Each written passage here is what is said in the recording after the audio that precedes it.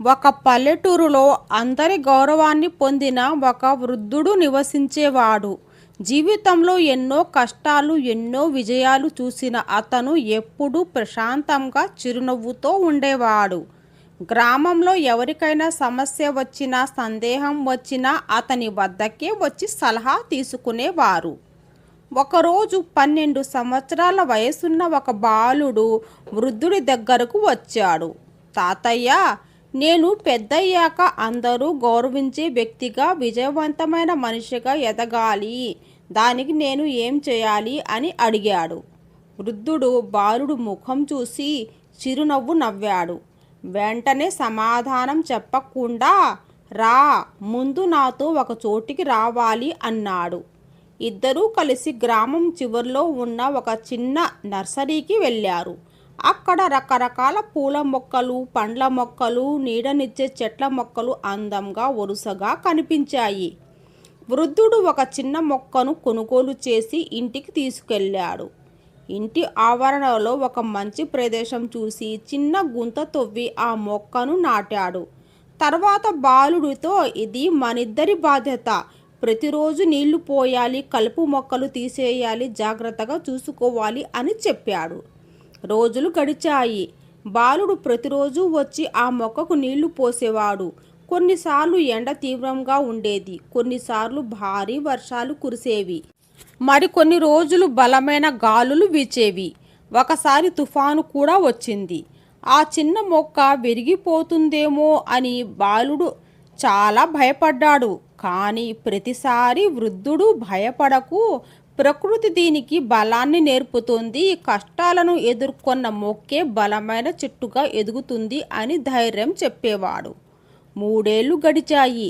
ఆ చిన్న మొక్క ఇప్పుడు పెద్ద చెట్టుగా మారింది. దాని కొమ్మలు దూరంగా విస్తరించాయి. పచ్చని ఆకులు గాలికి ఊగుతున్నాయి. పక్షులు వచ్చి గూళ్ళు కట్టాయి. వేసవిలో ప్రయాణికులు దాని నీడలో విశ్రాంతి తీసుకుంటున్నారు. చెట్టు అందరికీ ఉపయోగపడుతోంది. ఒకరోజు వృద్ధుడు బాలుడిని మళ్ళీ ఆ చెట్టు దగ్గరకు తీసుకెళ్ళాడు. ఈ చెట్టు చిన్నప్పుడు ఎంత బలహీనంగా ఉందో గుర్తుందా అని అడిగాడు. అవును తాతయ్య అన్నాడు బాలుడు. అయితే ఇప్పుడు ఇది ఎందుకు ఇంత బలంగా నిలబడగలుగుతోంది? బాలుడు కొద్దిసేపు ఆలోచించి, ఎండను, వర్షాన్ని, గాలిని, తుఫానును తట్టుకుంది కాబట్టే అని చెప్పాడు. వృద్ధుడు సంతోషంగా తల ఊపాడు. అదే జీవిత రహస్యం. ఎలాంటి కష్టం రాకుండా ఉంటే ఈ చెట్టు ఇంత బలంగా ఎదగదు. అలాగే మనిషి జీవితంలో కూడా సమస్యలు, అపజయాలు, అవమానాలు, నిరాశలు తప్పవు.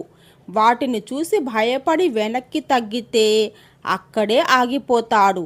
కానీ వాటినే పాఠాలుగా తీసుకొని ముందుకు సాగితే ఒకరోజు అందరూ గౌరవించే వ్యక్తిగా మారతాడు. అతను మరింతగా చెప్పాడు. పరీక్షలో ఫెయిల్ అయితే అది అంతం కాదు. వ్యాపారంలో నష్టం వచ్చినా అది ఓటమి కాదు. ఉద్యోగం రాకపోయినా ఆశ వదులుకోవద్దు. ప్రతి అపజయం మనకు కొత్త అనుభవాన్ని నేర్పుతుంది. ప్రతి కష్టం మనలో ధైర్యాన్ని పెంచుతుంది. ప్రతి అడ్డంకి మన సామర్థ్యాన్ని బయటకు తీసుకొస్తుంది. బాలుడు ఆ మాటలను ఎంతో శ్రద్ధగా విన్నాడు. వృద్ధుడు చివరగా ఇలా అన్నాడు. ప్రపంచంలో విజయవంతమైన ప్రతి వ్యక్తి ఎన్నో కష్టాలను ఎదుర్కొన్న తర్వాతే ఆ స్థాయికి చేరుకున్నాడు.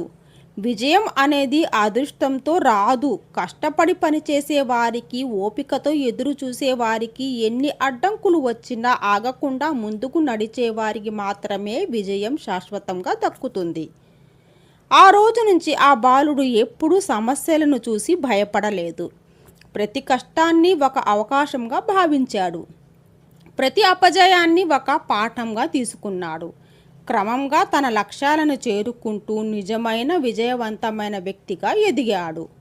నీతి: కష్టాలు మనల్ని ఆపడానికి రావు, మనల్ని మరింత బలంగా, తెలివిగా, విజయవంతంగా మార్చడానికి వస్తాయి. కష్టాలను ధైర్యంగా ఎదుర్కొనే వారినే విజయం ఎత్తుక్కుంటూ వస్తుంది. ఈ కథ ఎలాగుందో కామెంట్ రూపంలో తెలియచేయండి. కథ నచ్చితే కథకు లైక్ చేయండి, షేర్ చేయండి, మరియు సబ్స్క్రైబ్ కూడా చేసుకోండి. Thank you for watching.